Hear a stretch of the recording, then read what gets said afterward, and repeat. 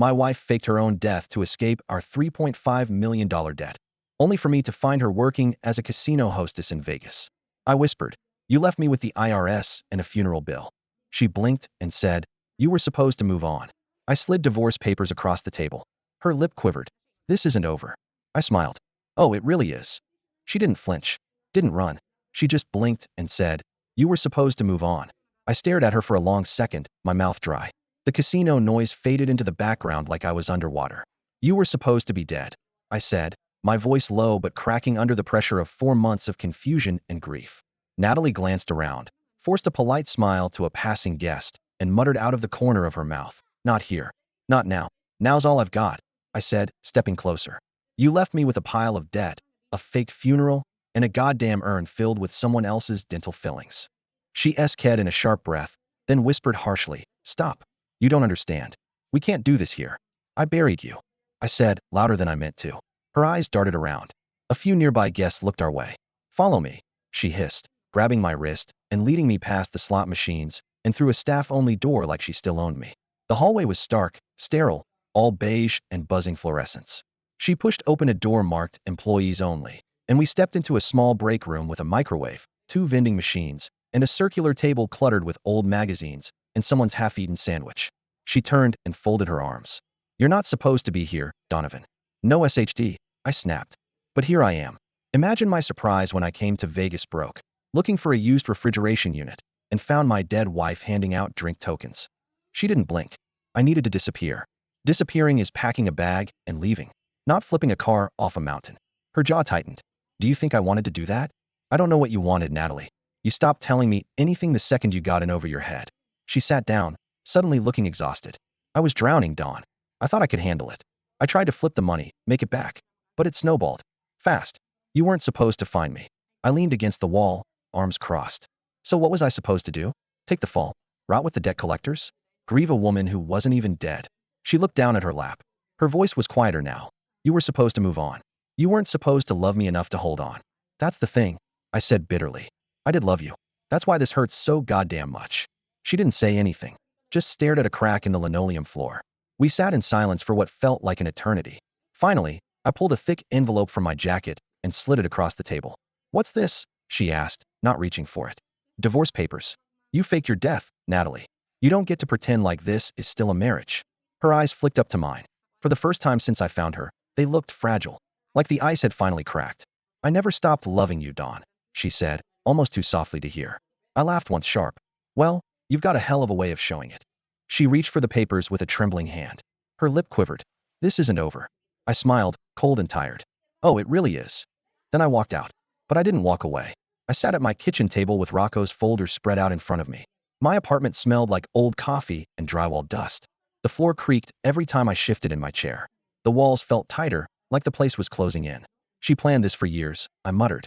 Rocco sat across from me, arms crossed, eyes calm like a man who's seen too much and lost the appetite to be shocked. "You were the collateral," he said again, slower this time. I ran my hand through my hair, which was thinner than it used to be, and let out a long, tired breath. "She used me, our whole damn life together, just to cover for whatever this was." Rocco gave a short shrug. "Could be. Or maybe it started real and got ugly." I looked up at him. "You believe in people, Rocco?" He gave a half smile. "I believe in patterns. People are consistent." "She's smart, calculated." Every move she made was to get away clean. The fake crash, the ID, the money trail. She didn't just vanish on impulse. I closed the folder. "What would you do?" "If it were me," he asked, leaning forward, "I'd burn it all down." That sat in the air between us like a challenge. I didn't answer right away. My mind kept going back to our last real conversation. Me, sitting on the couch, her pacing with a glass of red wine, telling me, we might lose the house. I remembered thinking we could survive that. That maybe it was just another storm to ride out. Instead, she torched the boat. 2 days later, I went back to Vegas. I told Rocco I had to see it for myself. He didn't try to stop me, just handed me a burner phone and said, "You call me if it gets weird." It already was. I checked into a cheap room off the strip, the kind of place that smelled like mildew and burnt carpet. The vending machine outside my door was out of order, and the hallway lights flickered like something out of a horror movie. But it was close enough to the Golden Barrow to walk. I dressed like a tourist, cargo shorts, sunglasses, a sun's cap. Nobody looks twice at guys like me in Vegas. That's the magic of the place. You could be running from anything and still disappear into a crowd of bachelor parties and retirees feeding slot machines. I watched her from across the casino floor. She moved like she belonged there, back straight, smile perfect, heels tapping with that same confidence I used to admire. But it was all fake, just like her. I followed her for 3 days. Not in a creepy stalker way. I wasn't peeking in windows or anything. I just watched, took notes. Who she talked to, where she went, when she left. She was a creature of habit, just like always. She didn't see me again until I made sure she did. It was Tuesday evening. The lounge was half full, music low, lights dim. She was seated in the corner with Burton Calhoun, the so-called tech investor with slicked back hair and a face that looked like it had been ironed. He was laughing at something she said, sipping whiskey like it cost more than my car. I walked in and headed straight for their table. Her eyes landed on me mid-laugh. Froze. Donovan, she said, her voice flat, panic barely hidden. Burton blinked. Who's this? I sat down. Calm, deliberate. I'm her husband. Burton's eyes widened. What? She didn't tell you? I said, looking right at her. She faked her death, left me with millions in debt and a fake urn of teeth. Burton turned to her. Is he serious? Natalie, Talia, whatever, cleared her throat. Donovan, this isn't the place. Oh, I think it's exactly the place, I said. You like drama, right? I figured the show should have a live audience. She stood up, knocking her chair slightly. We need to talk. Alone. No, Burton said, rising. I want to hear this. She shot him a glare, but I held up a hand. Doesn't matter. I'm not here to fight. I just wanted to give you a heads up. The authorities are going to be asking a lot of questions soon. Her face drained of color. I sent them everything, I said. Every fake LLC. Every shell account. Every transaction Rocco traced. The dental records from that crash? I sent those too. You don't know what you're doing, she whispered, her hands trembling. Oh, I do, I said. You took everything from me. Now I'm giving it back. She sat down slowly, like her legs couldn't hold her anymore. Burton stood awkwardly, unsure whose side he was on. Probably his own. I stood. This isn't over, she said again, almost to herself.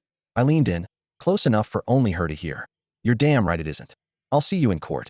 Then I turned and walked out of the casino. I didn't feel good. There's this idea people have about revenge, that it's satisfying. That you feel this clean rush of victory, like in the movies. But all I felt was hollow. Like I'd scraped out everything inside just to make room for the anger. I went back to the motel, sat on the edge of the bed, and stared at the wall. My hands were still shaking. My phone buzzed. It was Rocco. You did it, he asked. Yeah. There was a long pause. How'd it feel? Like someone turned the volume down on my life, I said. He didn't say anything for a while. Then he said, she's not going to go down without a fight. I'm counting on it. That line stuck with me. Fire meet fire. Colette didn't say much else that day, but before I left, she handed me a flash drive. What's this? I asked, turning it over in my fingers. Everything I've dug up on Burton Calhoun, she said. I did some digging of my own. I raised an eyebrow. Didn't peg you for the investigative type. She shrugged. I don't like liars. And your wife, ex-wife, is swimming in them. I took the drive and slipped it into my jacket pocket. Thanks. Be careful, Donovan, she said as I walked out. They've come this far to protect their lives. They won't just roll over. I didn't sleep much that night. I plugged in the drive, poured myself a drink, and sat down to go through everything Colette had compiled. Burton's record was messier than I expected. 3 startups. None of them ever turned a profit. All of them tangled up in lawsuits or quiet investigations. One was even mentioned in a Senate hearing about digital fraud, though he was never charged. He had offshore bank activity that matched some of the accounts Rocco had traced. Even more interesting, he'd been on a no-fly list for 6 months after a flagged transaction through a Cayman account. And then there was a single photo, grainy, zoomed in, but enough to see him and Natalie sitting together in a coffee shop in Phoenix. Dated 8 months before the crash. That's when my stomach turned. 8 months before she died. She was already meeting with him. Plotting? Planning? I leaned back in my chair and stared at the ceiling. She'd been gone long before she disappeared. The next day, Rocco called. You sitting down? He asked. Always, I muttered. What now? Burton filed a restraining order. Said UTHR-attained him and Natalie. I laughed out loud.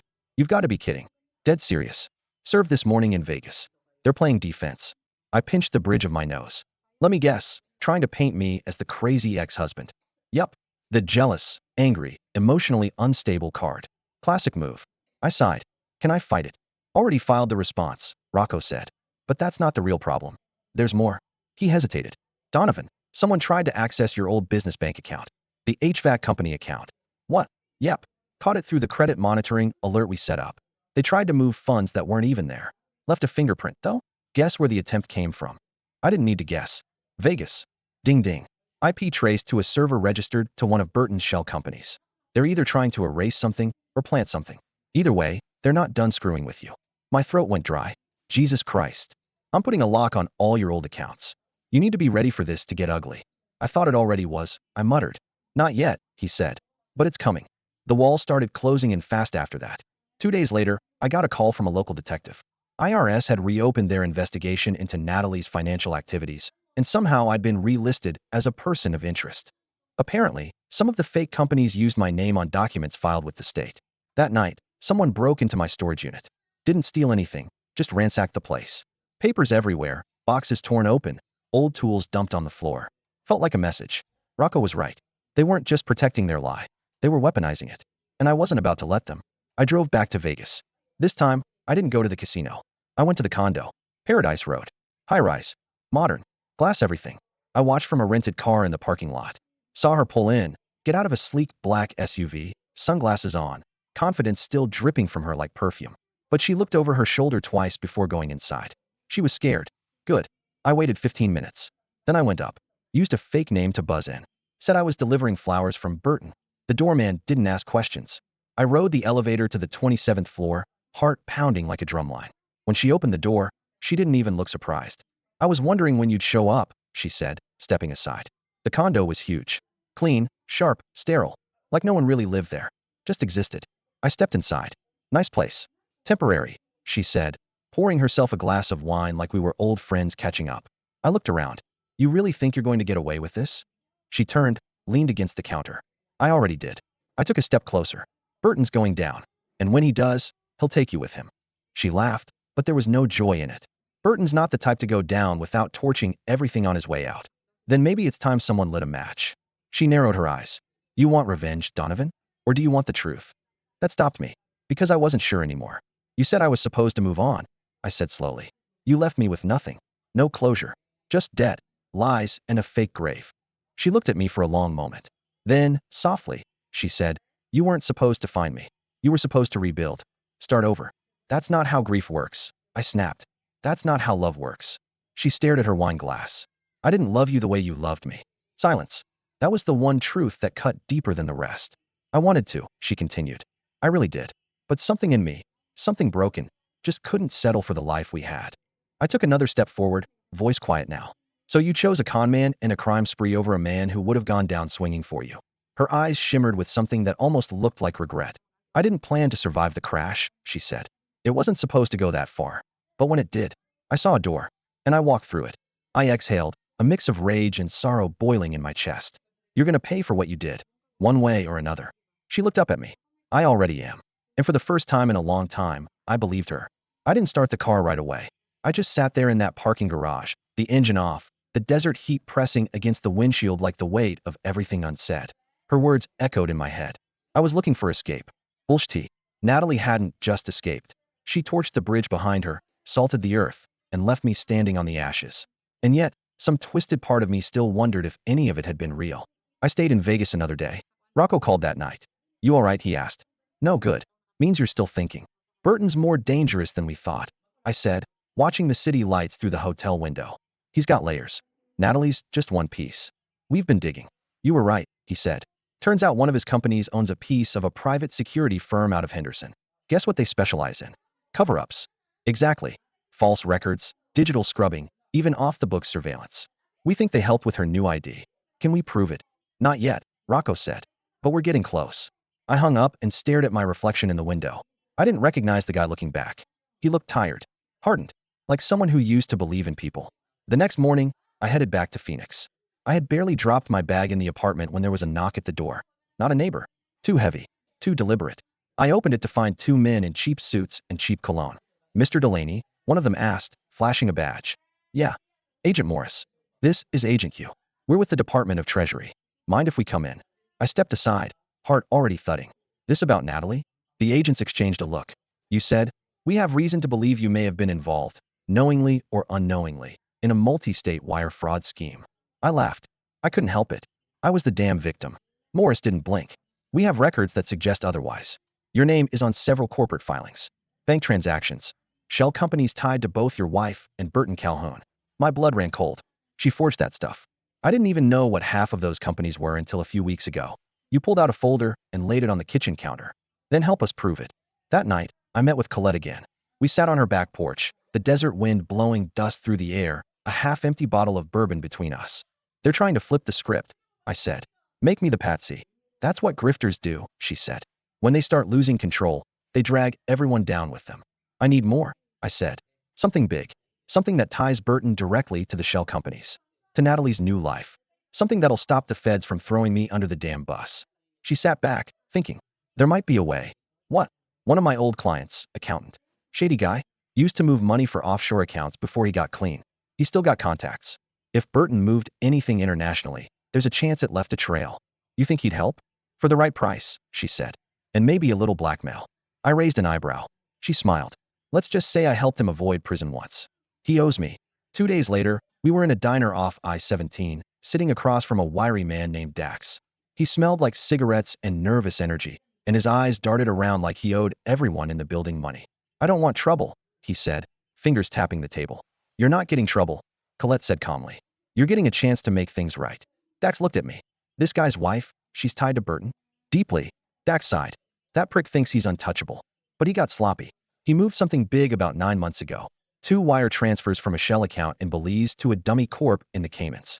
Can you prove it? He nodded. If I get into my old drive. I've got backups. But I'll need a guarantee. I leaned forward. If you help me, I'll make sure your name stays out of it. I don't care what you did before. I just want to clear mine. Dax looked at Colette. She gave him the smallest nod. All right, he said. Give me 48 hours. We were getting closer. I could feel it. But Natalie wasn't done either. 3 nights later, someone followed me. I was leaving a diner after meeting with Rocco, and I noticed the car 2 blocks behind me. I took a few turns. It stayed with me. I pulled into a gas station and waited. The car passed, then turned around. I didn't wait. I jumped in the truck, slammed the door, and drove straight to Rocco's office. They're watching me. You sure? I nodded. Not cops. Not feds. Someone else. Probably Burton's people. Rocco pulled out a gun from his desk drawer and handed it to me. You ever shot one of these? Not since my dad's farm. Keep it close.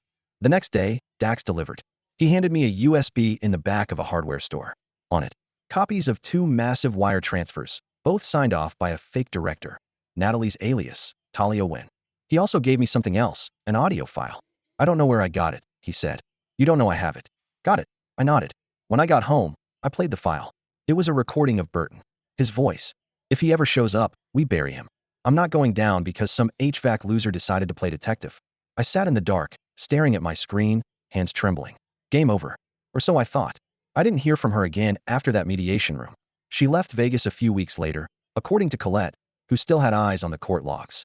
Natalie took the deal, testified, and in exchange, got probation, mandatory restitution, and 5 years where her passport might as well be shredded. Burton wasn't so lucky. He fought it hard, denied everything, even after the audio. But greed always leaves a trail. With Natalie's testimony, Dax's files, and a few financial breadcrumbs Colette unearthed, the feds nailed him to the floor. Wire fraud, conspiracy, identity manipulation. 15 years, no parole. He'll be out in his 60s. I didn't go to his sentencing. Didn't watch the news coverage either. I was on a ladder that day, installing a new heat pump for a single mom in Mesa. She offered me coffee when I was done. Real quiet woman. The kind who'd been through something herself, though I didn't ask. That night, I sat on the porch of my new place. Nothing fancy, just mine. Paid for. Debt-free. Honest. The sky was fading to that Arizona orange. Desert air cooling, crickets starting to hum. I got a text from Colette. It's done. I just stared at the message for a while, then typed back.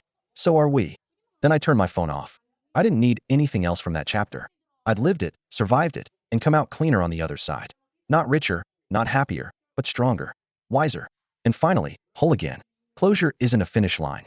It's the quiet moment when you finally stop looking over your shoulder and start walking forward without flinching. The summer's still hit like a furnace blast down here, but I've come to love it. The dry heat, the slow evenings, the way time feels more honest when it's not wrapped in noise and chaos. I've built a life again, brick by brick, wire by wire. My new company, Delaney Mechanical, is small, just me and 2 techs I trust. We don't rake in millions, but we're solvent. Real. I sleep at night, which, for a while, I forgot how to do. I even kept the truck. It's rusted on the undercarriage and the A/C's moody as hell, but it survived everything, just like me. I figure that counts for something. Every now and then, I'll catch myself thinking about her, Natalie, wondering if she ever truly loved me. Or if the version of her I held on to was something I made up to make sense of it all. But the thoughts don't last long anymore. I don't hate her. I don't wish her harm. I just don't carry her with me. I still talk to Colette sometimes. She moved to Flagstaff, opened a small PI firm of her own. Says the cooler air helps her think. We never became anything more than unlikely allies. But in the weirdest way, she was part of my healing. The kind of person you never expect to meet. But when the smoke clears, you're glad you did. As for Rocco, he's got more clients than ever now. Says my case put him back on the damn map. He sent me a thank you bottle of scotch last Christmas. Still untouched. I don't need it anymore. Sometimes people ask me if I'd do it differently. If I'd walk away instead of chasing the truth. I tell them no. Because the truth doesn't change the past. But it gives you the power to build your future without ghosts. So that's what I do now. I build. And this time, I don't look back.